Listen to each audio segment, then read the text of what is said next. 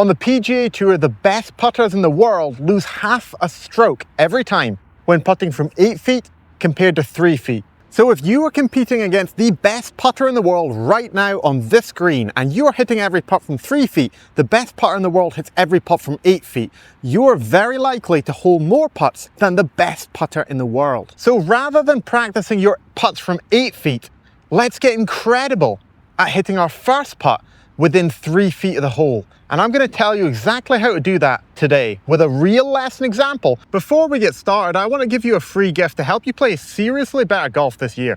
Check out the first pinned comment down below for my completely free ball striking blueprint. It's going to help you with the best tried and tested drills that I've used with hundreds of players to help them dramatically improve ball striking. It's completely free. Grab it down below. I've been working with Sam now for about 6 months. We have focused heavily on ball striking and he hits the ball so much better and more consistently than he used to.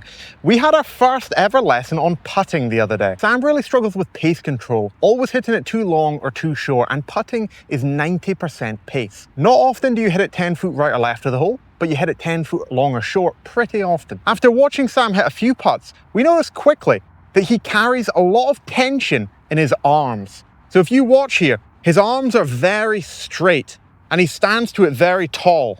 He looks as if he's going to stand to hitting a driver or a 4-iron, a big, long, powerful shot where we need a lot of force. But we're not hitting a shot like that here. We're hitting a putt. Now, for putting, we need a soft, delicate touch. We need softness. We need to use our fine motor skills, like when we write with our fingers, not using our big, powerful muscles like our shoulders, our arms, and our legs. So we introduced some softness in his arms. We allowed his elbows to gently flex and tuck into his sides here. And then we really focused on trying to have the motion moving from the shoulders rather than the arms controlling the motion. So the motion starts from the rocking of the shoulders, but the feel and the touch comes from the fingertips and the hands. This is really key. When you watch his swings from before, you'll also notice there's a lot of body movement. As soon as he hits the ball, his body is moving.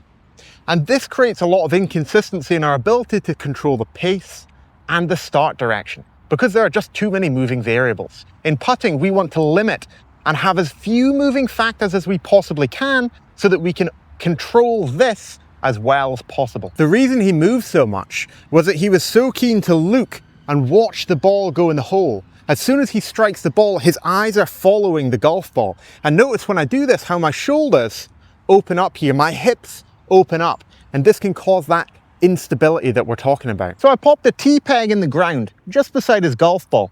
And as soon as he putted, I challenged him to watch that tee peg for 1 to 2 seconds after he struck the ball. And we found that this stabilized his eye line much more. So his eyes were focused here, and consequently, his head isn't moving.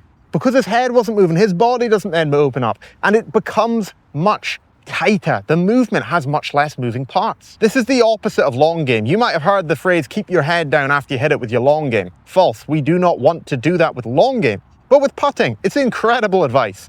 Keep your head down a couple seconds after you hit your putts, and this is going to allow your body to be much more stable. Your shoulders and your hips will work much more on this plane rather than around. When our shoulders work around in putting, it's very difficult to control the club face. When they stay on one plane and they rock up and down like so, it's much easier to control the putter face. These are important points, but they're very technical. This is not enough to develop great feel and wonderful touch in the greens for that accurate pace putting. So we tested his pace control with a speed ladder. I've placed tee pegs here 2 paces apart all the way up. And my goal is simple. I have to get the ball to land within a foot of each tee peg. I'm going to keep hitting to the 1 tee peg until I manage to do that. And as soon as I do, I can move up to the next tee peg. So that's within a foot. I'm going to move up to number 2 now. That one's good, within a foot again. We're going to do this all the way up. If we get it out with a foot, then we just keep going to the same one until we finish them all. Then we can randomize it. This is how we calibrate our pace control. If you were an excellent musician, you wouldn't just play straight off the bat. You would tune your guitar first to make sure it is calibrated correctly. And that's the same thing as putting. We want to try and calibrate our feel to the pace of the greens before we then test it. So if you spend 15 minutes practicing your putting, spend 5 minutes calibrating, trying to get the feel and touch of the greens using our speed ladder. Then spend 5 minutes testing. Take that feel you've just developed and have some random putts around the green to the hole or any random hole and see how close you can hit it. Only about 5 minutes. As soon as you've done this, return to your calibration station and see if you can test it again. See if you've improved. You can repeat this cycle for as long as you want. This is the exact system that we followed during Sam's lesson, and he's well on his way to being a wonderful pace putter. If you can follow these same steps, you'll do exactly the same. If you would like to make serious, consistent progress in your game with all the support you'll ever need, then let's chat about online coaching.